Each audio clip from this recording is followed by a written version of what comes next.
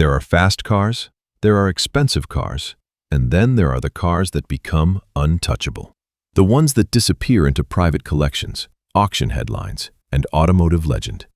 This countdown is not about the newest horsepower war. It is about rarity, provenance, engineering, and the kind of American iron that moved beyond transportation and became history.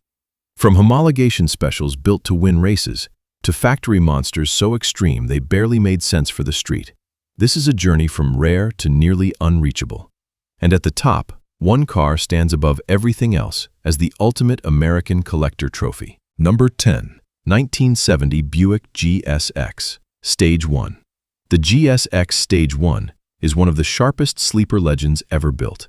Buick gave the 1970 GSX a visual package that looked outrageous for the era. But the real story was under the hood.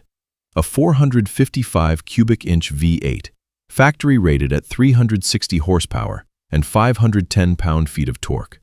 That torque figure made it a street monster, not just a straight-line hero.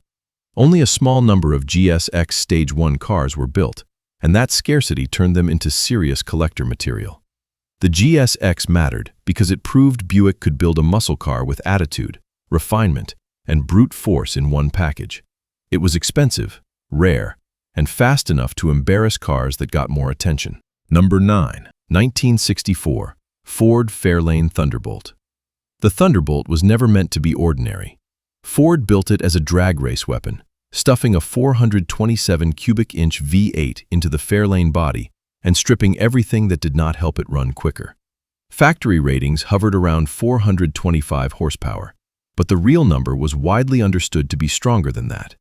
Lightweight panels, aggressive tuning, and a brutal purpose made it one of the most focused American factory racers ever produced. Only a tiny number were built, and they were essentially delivered as competition cars. That makes the Thunderbolt untouchable in a different way. It represents the moment Detroit stopped pretending and started building machines specifically to dominate the strip. Number 8. 1969 Ford Mustang Boss 429. The Boss 429 was Ford's way of turning a Mustang into a serious NASCAR-era statement.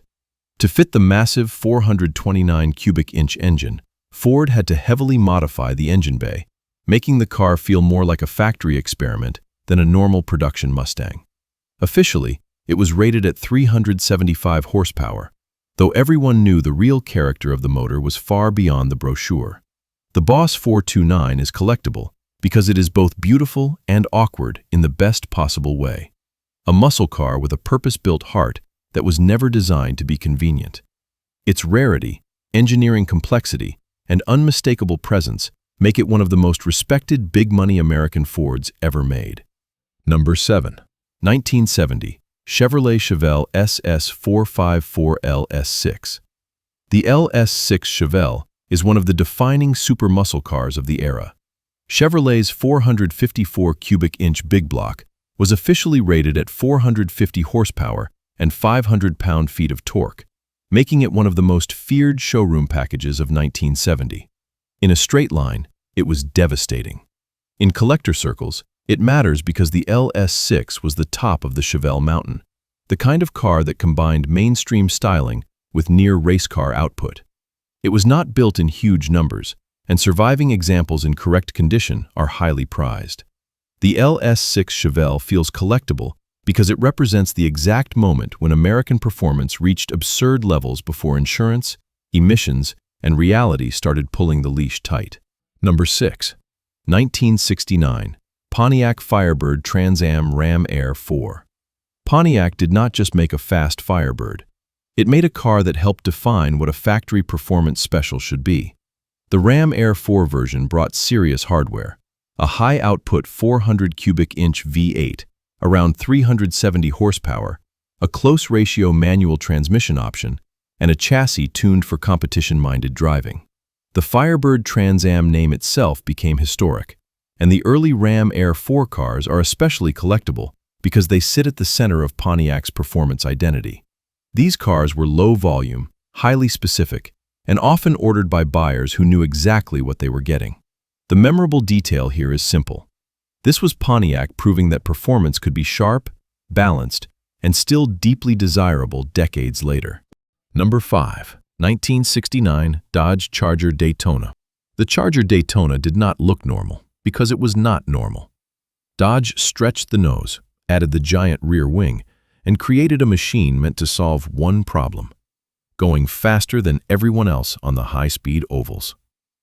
Under the hood, many carried the 426 Hemi or 440 power plants, with the Hemi version rated at 425 horsepower. But the real value is not just the engine. It is the engineering gamble. The Daytona was built for homologation, which means its road legality was a byproduct of racing needs. That makes it one of the most important American aero cars ever produced. Today, its silhouette alone is enough to stop a room. It is a muscle car, yes, but it is also a piece of racing physics wearing license plates. Number 4. 1970 Plymouth Hemi Cuda. If the Daytona was the aero monster, the Hemi Cuda was the street predator. With the 426 Hemi under the hood, factory rated at 425 horsepower and 490 pound-feet of torque, the Cuda became one of the ultimate e-body Mopars. The combination of brutal performance, short production numbers, and the legendary Hemi badge turned this car into one of the most chased American classics in existence. What makes it special is not just speed, but image. The Cuda had the right proportions, the right attitude, and the right engine at exactly the right time. Surviving Hemi Cudas are prized because they represent the peak of factory-era muscle before the world changed. Number 3. 1963 Chevrolet Corvette Grand Sport. The Grand Sport is one of the purest examples of what happens when a factory gets serious about racing. Chevrolet built only a handful, and the project was meant to challenge the best sports cars in the world. Lightweight construction, race-ready intent, and an obsession with performance made the Grand Sport far more than a Corvette variant. It was a statement. Because so few were built, the Grand Sport lives in a different category from ordinary rarity. It has provenance, competition history, and near-mythical status among collectors. This is the kind of American car that becomes untouchable because it is not just valuable, it is foundational. Number 2. 1967 Chevrolet Corvette L88. The L88 Corvette is one of the most extreme cars Chevrolet ever sold to the public. Officially, it was understated, but anyone who knew the option code understood what it meant. A brutal 427 cubic inch big block tuned for competition. The factory rating was listed at 430 horsepower, though the actual output was far higher. The L88 package also came with serious cooling, suspension, and brake upgrades, making it a genuine weapon. What gives the L88 its collector weight is the combination of secrecy, rarity, and performance. It was never meant for casual buyers. It was meant for people who understood exactly what they were ordering. That kind of intent is what turns a Corvette into a grail. Number 1. 1971 Plymouth Hemi Cuda Convertible. This is the summit. The 1971 Hemi Cuda Convertible sits in the highest tier of American collector culture because it combines everything. Open-top design, E-body aggression, the 426 Hemi, and ultra-low production. With 425 horsepower and 490 pound-feet of torque on paper, it had the heart of a monster. But its real power came from scarcity. Very few were built, and even fewer survive in top condition with the kind of provenance that serious collectors demand. This is the car that turns auctions into events and private collections into headlines.